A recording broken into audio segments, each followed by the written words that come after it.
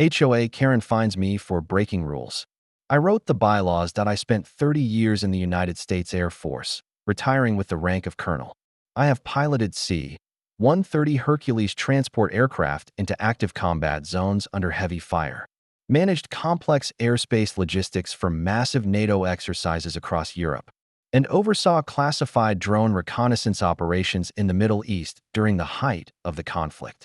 I have forgotten more about aviation law than most people will ever learn.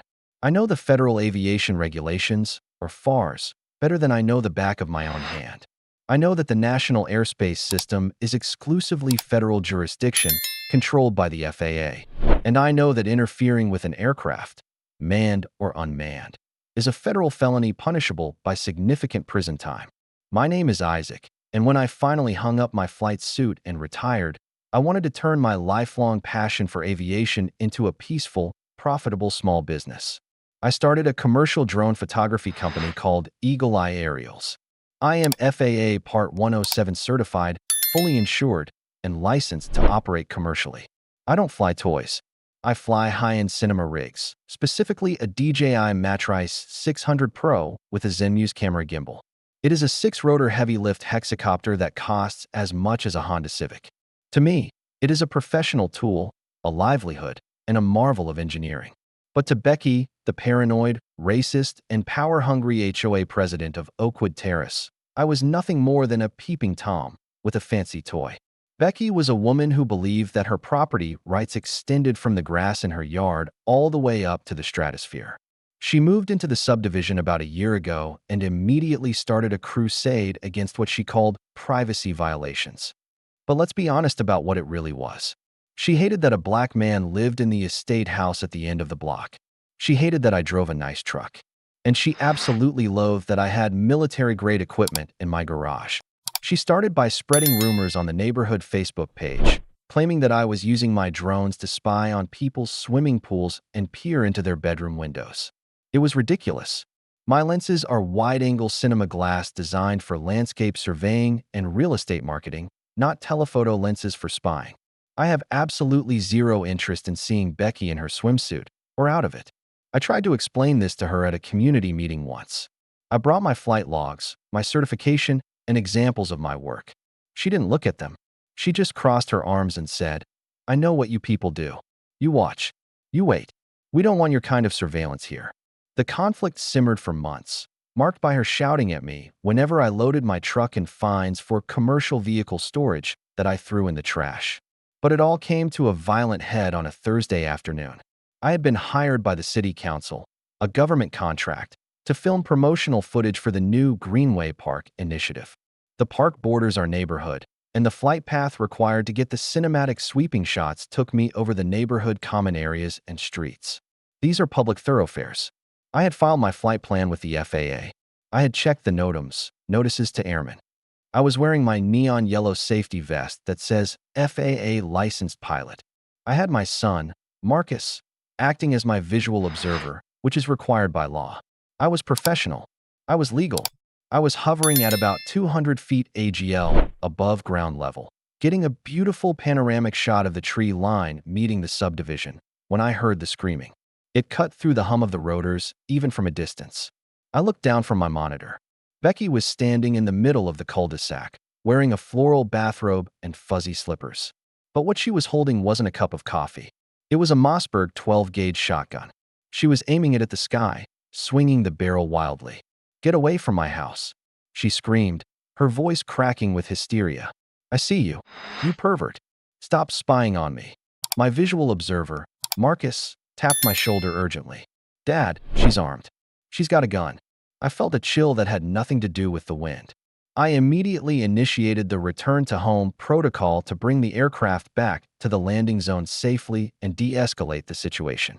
"Becky," I shouted from the sidewalk, keeping my hands visible but holding the controller. "Put the gun down. I am a licensed pilot conducting a city survey. I am landing the aircraft." "Liar," she shrieked, spinning to face me, then looking back up at the drone which was descending automatically. "You're looking at my daughter. You're a predator. I'm protecting my property." She didn't wait for the drone to land. She didn't listen to reason. She raised the shotgun to her shoulder. She tracked the large, slow-moving drone like it was a clay pigeon at a skeet range. Boom. The sound was deafening in the quiet, manicured suburb. It echoed off the brick houses like a cannon shot. The buckshot tore through the carbon fiber rotors, shattered the camera lens, and shredded the battery housing. My controller screen went black instantly. The drone, my $15,000 Matrice 600, my livelihood, plummeted out of the sky. It fell 200 feet and smashed into the asphalt of the cul-de-sac with a sickening, heartbreaking crunch of plastic, glass, and expensive electronics. Smoke started to rise from the punctured lithium batteries. Got it, Becky cheered, actually pumping the shotgun to eject the shell. I got the spy. I got him. I didn't run. I didn't scream. I didn't attack her. I felt that cold, icy calm that comes over you in the cockpit when an engine goes out or when the radar lock warning screams in your ear. I handed the dead controller to Marcus. Call the police, I said, my voice steady. Tell them shots fired. And call the FAA regional office. Ask for Agent Henderson. Tell him we have a Title 18 violation. I walked into the street, keeping a wide berth. Becky was standing over the smoking wreckage, looking triumphant, like a hunter with a trophy buck. That'll teach you, she sneered, pointing the shotgun barrel at the ground, thankfully, but keeping her finger near the trigger. Keep your toys out of my sky. We don't want you people watching us. I told you I'd handle it. Becky, I said, stopping 20 feet away, engaging my command voice. You just committed a federal felony. That was not a toy. That was a registered civil aircraft. Shooting it down is legally the same as shooting down a police helicopter or a Boeing 747. It falls under 18 U.S. Code Section 32, destruction of aircraft or aircraft facilities. It's a toy. She laughed, kicking a piece of the carbon fiber arm. And it was trespassing. I have the castle doctrine. I can defend my home. The castle doctrine applies to your house and the immediate threat of bodily harm, not the national airspace system 200 feet above the street, I informed her. And discharging a firearm within city limits is another felony. And reckless endangerment. You didn't just break a toy, Becky. You broke your life. She rolled her eyes. My husband knows the sheriff. I'll get a fine. You'll get evicted. Then the sirens started. The police response was massive. When dispatch hears shots fired in a residential neighborhood, they don't send one car. They send everyone. For cruisers skidded to a halt at the entrance of the cul-de-sac, tires smoking. Officers poured out, taking cover behind their doors, AR-15s drawn and leveled at Becky. Drop the weapon, the lead officer screamed. Becky looked confused, as if she couldn't understand why the police were shouting at her. It's okay, she yelled back, waving the hand that wasn't holding the gun. I was just shooting a drone. I'm the HOA President. Drop it now or we will shoot. The officer roared. Becky finally realized the gravity of the situation. She dropped the shotgun on the grass and put her hands up. She was immediately tackled, cuffed, and dragged to the hood of a cruiser. Sheriff Miller, a man I play poker with on Friday nights, walked up to me, shaking his head. He looked at the smoking pile of plastic that used to be my business asset. He looked at the shotgun. He looked at Becky, who was currently screaming about her rights. Colonel, Miller nodded, tipping his hat. Everyone okay? Marcus good. No injuries, Sheriff, I said. But I have a destroyed commercial asset valued at $15,000, a lost government contract, and a hostile shooter who discharged a weapon toward my son. He was spying. Becky screamed from the back of the cruiser. He's a pervert. I have rights. Check his camera. He was filming for the mayor, Becky, Miller shouted back. We have the permits on file. You discharged a shotgun in a residential neighborhood. You're lucky you didn't kill a kid. And you're lucky the colonel here didn't return fire. They hauled her away.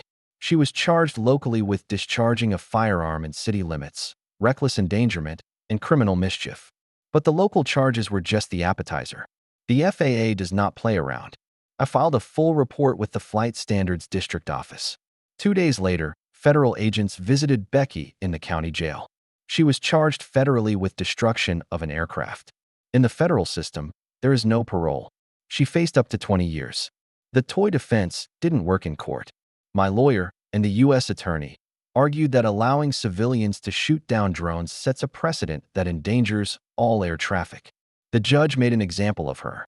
She pleaded guilty to avoid the maximum sentence. She got 5 years in federal prison and a lifetime ban on owning firearms. She was also ordered to pay restitution, $15,000 for the drone, $50,000 for the loss of business revenue and the canceled city contract, and legal fees. She had to sell her house to pay me. The HOA was mortified. They dissolved the privacy committee, and the entire board resigned to avoid a lawsuit from me. I used the restitution money to buy an even bigger drone, the new Matrice 300 RTK. I named it the Becky.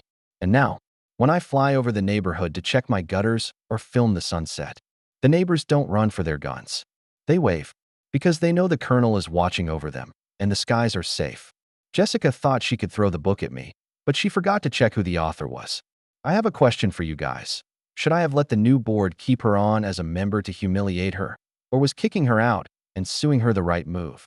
Let me know in the comments below. If you loved seeing this rule-obsessed Karen get schooled by the founder, smash that like button and subscribe.